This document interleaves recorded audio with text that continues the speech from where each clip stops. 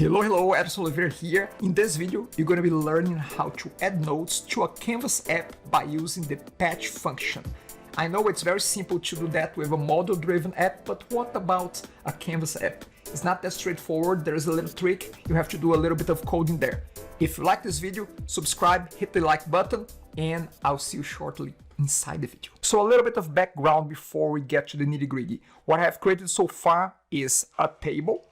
And in this particular table called students, I have checked that I wanted to store notes on the table. How do you do that? Just quickly here, if I decided to add a new table, and if I select table here, I can check this box that says enable attachments. That will help us to include not only notes attached to the records, in this case to students, but also files like pictures, like images, like documents, anything. So I have done this already for this table.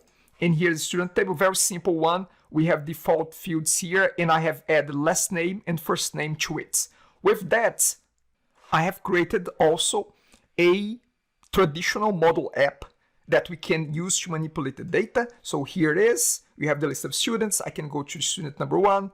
I can see the basic information, and I can see the timeline. The timeline is where it stores the notes, whether they have just description, just a title and description, or if they have as well, they can have attachments. So what I want to do is I want to create a note by using functions within a Canvas app. So let's walk away from the model app. I have created here already a default out of the box using the templates Canvas app attached to students.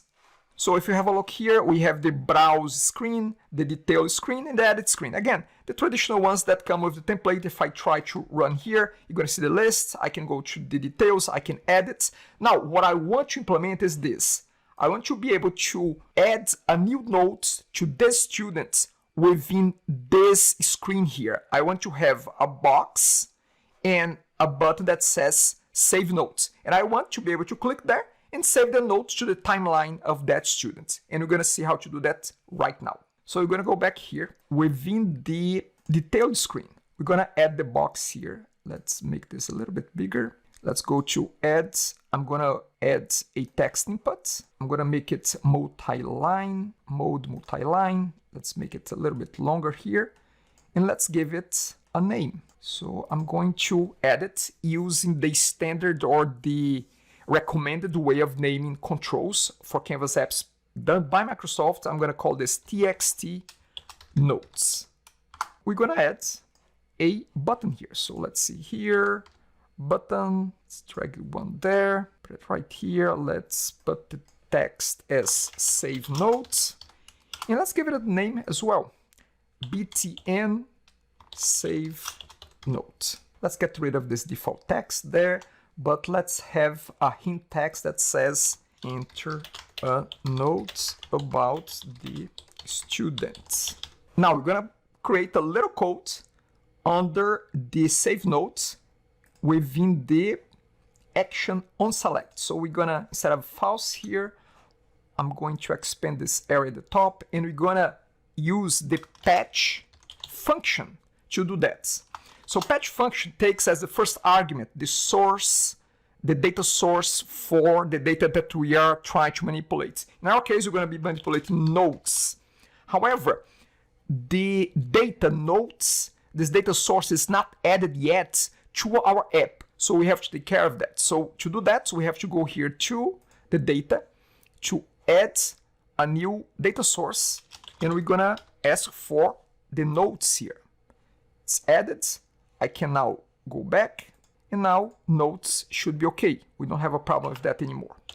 Second parameter for the patch function is to specify which record we want to update. However, in our case, we are not updating an existing record for the notes. We are actually creating a new one.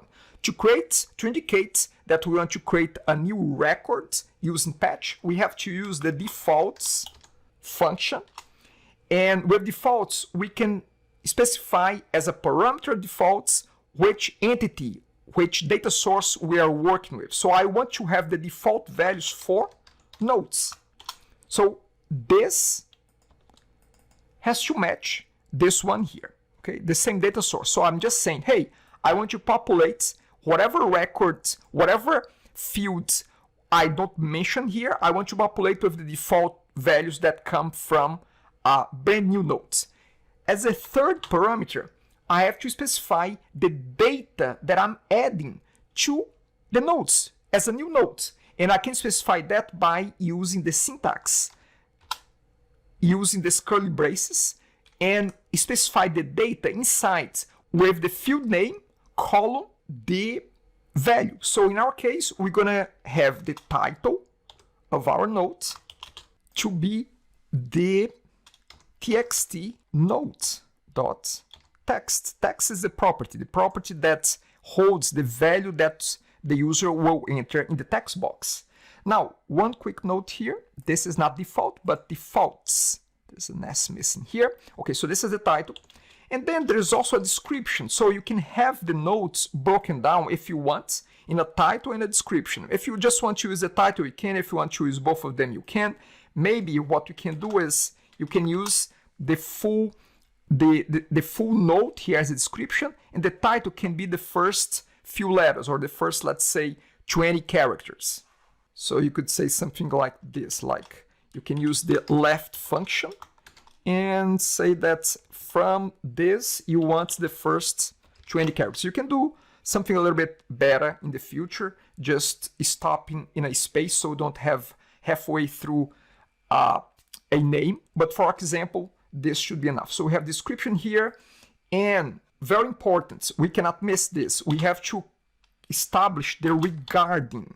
Regarding is this node is regarding which entity, which records, and we have to link the regarding back to the student that is selected. To do that, we have to find the selected student from where? From the gallery. So here in the browser gallery, we have to find the selected student. So to do that, we can use the browser gallery name. So browser gallery 1.selected. This means that it is a selected student from the gallery. And with that done, let's add one more field, which is the isDocument, which in our case, as we are not attaching any document here, I'm going to set this to false. And we can close our curly braces. So curly braces at the beginning, we specified field by field that we want to set. We close it at the end, and at the very end, we have to close the parentheses for the patch, and we finish it with a semicolon at the very end. With this done, we can give it a try. So let's save this, Control S, and let's run it. So I'm just gonna go back to the list here. I'm gonna add a note to Fred Mercury here, and this is my test note. Let's click save. And it should have worked. Let's see. Let's go back to our model-driven app. Let's click on Fred Mercury, and here we have. The title and description are coming as the same because I got the first 20 characters. But if you have a very long note, you're going to see only the first 20 characters here as the title, and the description full saved here. So it worked. Now, let's just make this a little bit more user-friendly. We're going to do two things. After saving notes, we're going to reset this box so this note disappears, and we're going to provide a successful message at the top of it. How we do that? Let's see. Okay, we're going to be using another function here, and let's make this a little bit better formatted so that we can see it a bit better. Perfect, this allows us to visualize this a little bit better. And we're going to call another function, a function called reset. Reset will allow us to give the name of the control so it can reset to its original settings. In our case, we're going to reset the txt nodes. That's done. So that's going to reset nodes. In the next line, with the next command called notify, the next function, we're going to provide a message that says note was saved successfully. The type of notification will be success message, which brings a background, a green background. Success will be the one. We're going to close parentheses here, and we're going to finish with a semicolon. With that, we should be able to reset the note and see a successful message. Let's give it a try. Let's save this. Let's run the app here. Let me go back to the students. Let's try the third one here. Let's enter a note. So this is my note about this student's performance.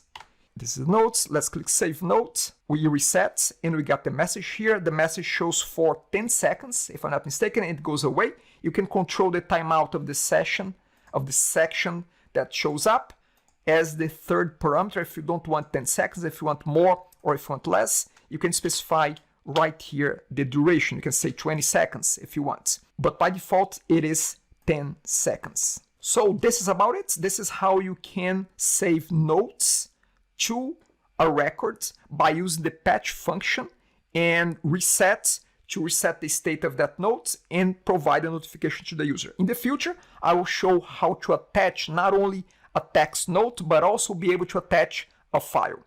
That's it for now. Thank you and bye.